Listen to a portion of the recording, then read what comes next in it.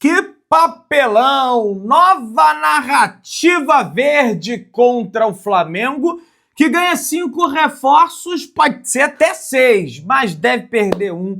Infelizmente, meus amigos, várias outras notícias do Flamengo, tem muita coisa aí pra gente conversar nesse domingão de liderança do Flamengo, pelo menos até quarta-feira. Quarta-feira tem Fla-Flu. Você que tá aí, se inscreva no canal, achando o sino, deixa o like, toca aí meu parceiro e minha parceira. Toca então, vem comigo, Brunegro. Vamos às notícias do Flamengo, meus amigos. O elenco do Mengão recebeu folga neste domingo, dia 16, após a vitória esmagadora por 5-1 para cima do Sport, mas que não maquia, tá? A má atuação, a vergonha, o ridículo do primeiro tempo. Como sempre assinalar isso, o elenco do Flamengo se reapresenta na segunda-feira para iniciar os preparativos para encarar a equipe do Fluminense, que é o 9º colocado do Campeonato Brasileiro, está até ensaiando uma disputa pela Copa Libertadores da América, pela vaga na competição continental de 2026, porque Flamengo e Palmeiras estão na final, então o campeão da Libertadores já está garantido na próxima edição. As duas equipes estão no G4, vai abrir mais uma vaga, ainda tem a questão do Cruzeiro, que se ganhar a Copa do Brasil, abre mais uma vaga, ainda tem o Atlético Mineiro, mas aí não vai ter a vaga, não vai abrir ali, né, na parte de cima, porque o Atlético Mineiro está lá na parte de baixo da tabela do Campeonato Brasileiro. Esse jogo contra o Fluminense, gente, é um jogo muito sério, tá? Não só porque é clássico, mas porque, meus amigos, é um jogo que, desses jogos finais agora que o Flamengo vai ter, dessas 5 últimas rodadas, na minha opinião, tirando o Mirassol, sei lá, vai que o Flamengo chega campeão na última rodada, tô torcendo por isso. Tirando o Mirassol, o jogo mais difícil é contra o Fluminense. Mesmo que contra o Atlético seja fora de casa. Lá na casa do Atlético Mineiro, vai estar desgastado em razão da final da Sul-Americana, que vai ser dia 22, pode estar de ressaca do título, de ressaca da derrota. O Flamengo já venceu o Atlético Mineiro lá em outras oportunidades, então é um jogo que não tem espaço para levar na soberba, começar daquela forma desatenta que o Flamengo começou, não tem. A assessoria do Flamengo soltou para nós jornalistas o cronograma, tá, da equipe, a programação da equipe entre o dia 17 e o dia 23. Hoje faltam 13 dias, pois é, para a final da Copa Libertadores da América. Amanhã, na segunda-feira, a equipe se apresenta ao CT Ninho do Urubu às 9h30 da manhã.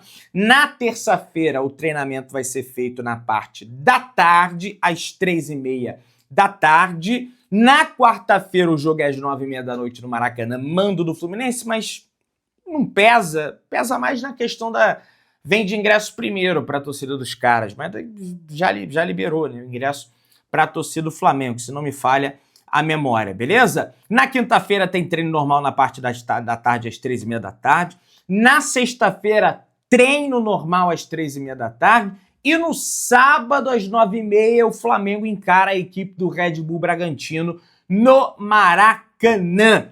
Para no domingo ter folga? Nananina não. 10h30 da manhã, o elenco se representa no próximo domingo, daqui a uma semana.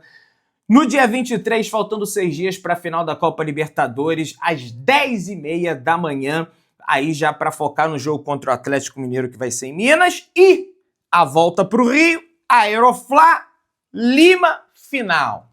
Estamos quase lá, minha gente. Segura a onda, porque estamos quase chegando lá. Gente, olha, toda vez fica repetitivo, mas infelizmente eu acabo tendo que falar, tá?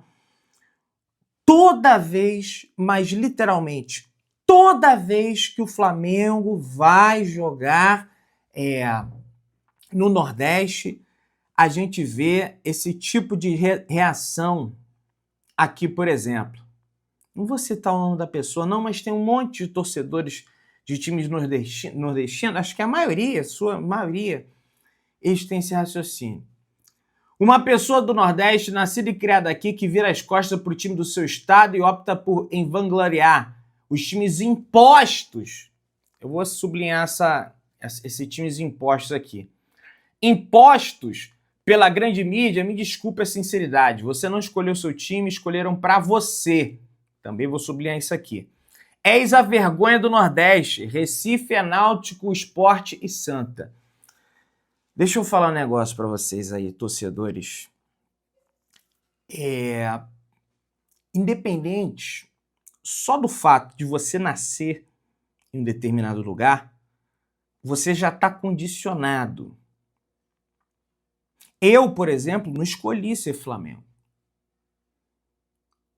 Ninguém escolhe o time. Ninguém escolhe time. Quando eu era criança, eu não... Unite, Salame... vou escolher... Ninguém escolhe time. A pessoa... O time escolhe... Você tá entendendo mesmo? Você escolhe a pessoa. Então, quando você fala que é imposto, a todos nós, do mundo inteiro, escolheram para você, todos nós, que é o time que escolhe a gente.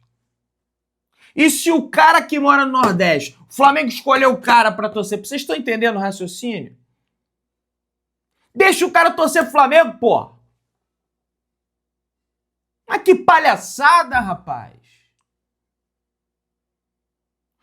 Porque o estado... É tudo Brasil, pô. Tem gente que torce pra time fora do Brasil e problema é da pessoa, problema é da vida da pessoa, liberdade da pessoa. Porra, que canalice isso, cara. Um pé no saco isso, cara. Pessoal que mora aí no Nordeste vai saber falar melhor. Terceirizada, né? Porra.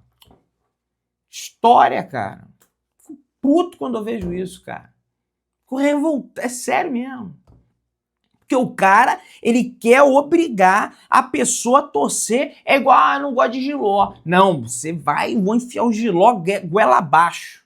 Porra.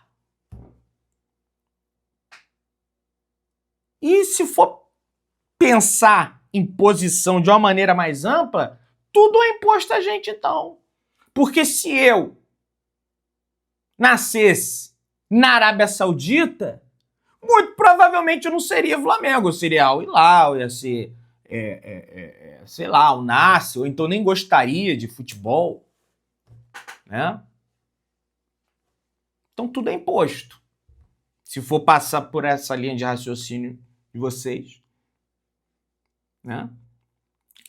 Pessoal, o negócio é o seguinte, vamos avançando aqui. O Flamengo se tornou a equipe ontem com o maior número de vitórias na história do Campeonato Brasileiro por pontos corridos. O primeiro, durante muito tempo, era o São Paulo, não era o Palmeiras, não. O São Paulo conseguiu 3 títulos consecutivos, 2006, 2007, 2008, do Campeonato Brasileiro com o Maurício Ramalho. O Flamengo ultrapassou o São Paulo em número de vitórias na história do Campeonato Brasileiro, por pontos corridos. Sobre Juninho, pessoal, que é uma coisa que o pessoal que a galera tá contestando muito. Pô, o cara não joga, o cara não entra, Pedrão. É uma sacanagem com o cara, porque o Felipe Luiz, ontem ele falou que primeiro que sempre coloca o jogador que acha que tá melhor e que a característica encaixa independente da idade. Tanto que o Wallace jogou primeiro que o Juninho hoje. Eu acredito que o Wallace performa melhor nessa função específica e está em um momento melhor que o Juninho. Tá, mas ele não performa melhor que o Juninho como centroavante. O Wallace é um atacante de mobilidade. O Juninho também, mas não por exemplo, não tem aquela característica do Juninho de enfiar a bola pro gol igual ele fez.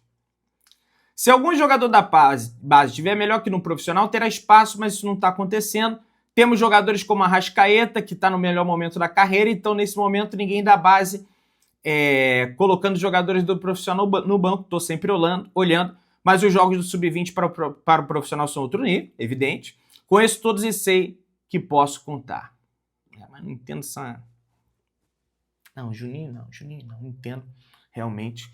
Isso, acho também o Luiz Araújo subestimado, porque se você pega os números do Luiz, em 60 jogos, pelo time do Felipe Luiz, são 13 gols e 13 assistências, 23 participações e gols. É um número alto. Por um cara que, na maioria das vezes, sai do banco. Então, ele já entra ali com o carro andando. Não começa, né? O jogo, no caso. Uma outra coisa que impacta na vitória do Flamengo sobre o Fluminense é que o Fluminense perdendo para o Flamengo vai pressionado para o jogo contra o Palmeiras para conseguir a vaga na Libertadores. Então não vai ter nem aquela... vai entregar porque é rival do Flamengo. Né? Ainda tem essa situação. Eu comentei a minutagem do pessoal das seleções, pessoal, e acabei esquecendo o pessoal da seleção brasileira, né? O Alexandre jogou 89 minutos, jogou 90 minutos praticamente, jogou o jogo inteiro contra o Senegal. O Danilo sequer saiu do banco de reservas, foi preservado. Então, mas o próximo jogo ele vai ser mais determinante, porque o próximo jogo é dia 18 das equipes, das seleções, e o Flamengo joga dia 19. E aí o problema é, se foi bom o Arrascaeta ele não ter jogado o amistoso, ele sequer foi relacionado, né? Eu acho que ele não foi relacionado por um pedido do Flamengo. Ou não exatamente um pedido, mas ó, Bielsa, acabou de jogar aqui e tal, dá uma segurada aí.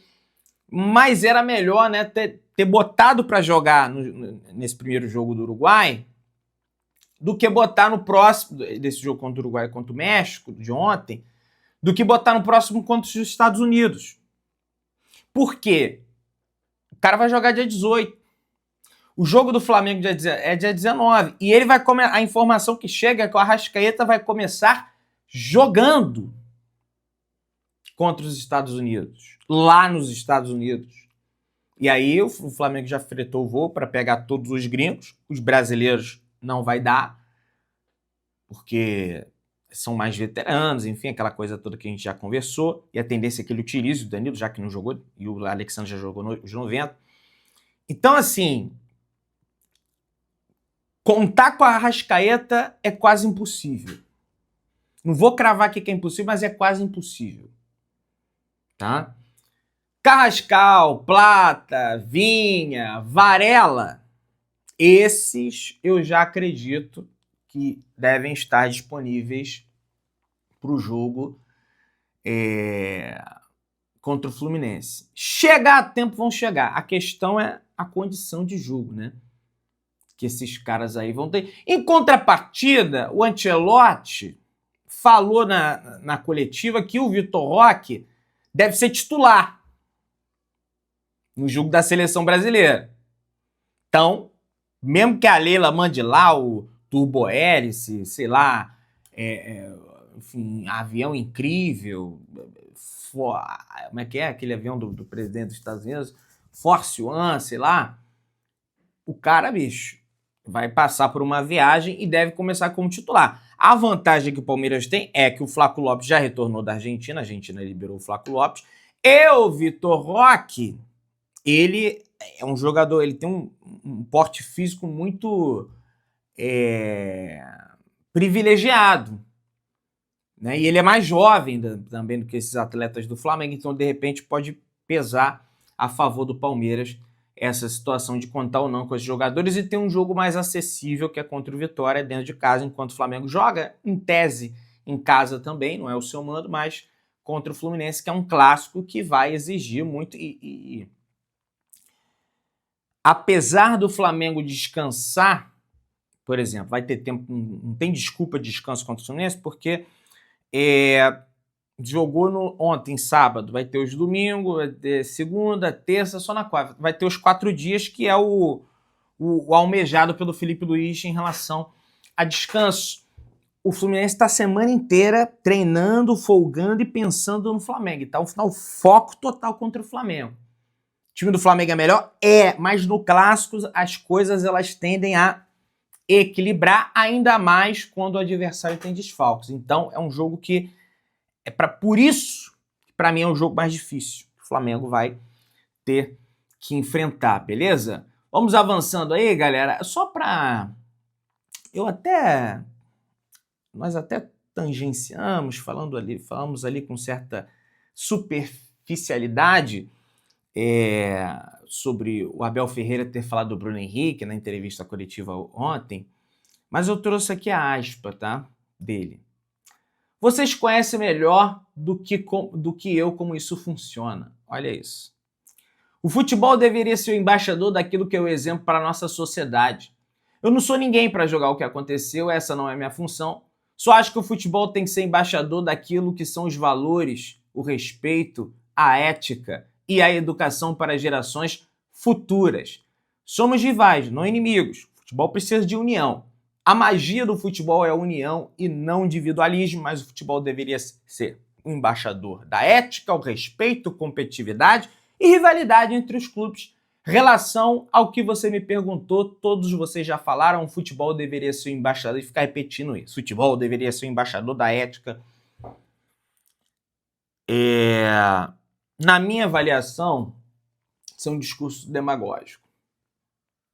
Por que é um discurso demagógico? Porque ele é cheio de boas intenções, mas que o próprio indivíduo que está falando isso, ele não pratica essas boas intenções. Não é que ele não pratica, é que ele pratica o extremo oposto disso que ele está falando. Chuta microfone, empurra cinegrafista, como já empurrou no gramado, para sair da frente que ele queria passar. Ele me deixe passar com a sua majestade, sabe? Reclama com a arbitragem, tem método de reclamar com a arbitragem a equipe dele. A equipe do Palmeiras é a mais antiética do Campeonato Brasileiro. O Palmeiras, ele é capaz, dentro de campo, de fazer absolutamente qualquer coisa para vencer o jogo. Qualquer coisa. Ele não tá nem aí. Então, é um discurso hipócrita, na minha opinião. E aí, a imprensa paulista, logicamente, muito preocupada com a liderança do Flamengo, tá falando aí que foi pênalti claro para o Palmeiras. E tem algumas postagens, publicações de pessoas falando muito mais pênalti do que o que marcam para o Flamengo. Fazendo uma relação, acredito eu, naquele pênalti que o Arrascaeta sofreu, que eu achei que foi pênalti, foi um tranco nas costas, ele caiu, pênalti. E o do Palmeiras eu não achei pênalti. Não achei mesmo. Estão falando que as expulsões do jogo do Sport foram exageradas. Não vi exagero. O árbitro dá muito amarelo. Deu para os dois. O Flamengo cometeu 3 faltas, tomou 3 cartões amarelos. O Sport cometeu 4 faltas, tomou 4 cartões amarelos. O cara, com tudo que é falta, o cara dá amarelo. Fez a falta, o cara já está mostrando amarelo.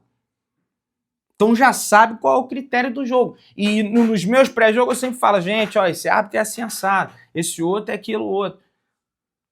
Será que não passam isso para os jogadores? Aí acabou tendo jogador expulso, né? O Sport. Mas começam a criar essa narrativa para quê? E o Palmeiras também. No próximo jogo, o cara entra extremamente pressionado, quem vai apitar o jogo do Palmeiras. Entra extremamente pressionado, qualquer toquinho. Ih, mano, se eu não der... Não é que ele entra querendo roubar, não. Não é isso, não tenho prova. Mas eu não duvido que tenha essa coisa. Aliás, eu acho que tem, viu? Não só pro Palmeiras, mas mais pro Palmeiras, pela pressão que eles exercem em relação à arbitragem. Você que tá aí, se inscreva no canal, ativando o sininho da notificação, deixa o teu like, tamo juntão, saudações negras.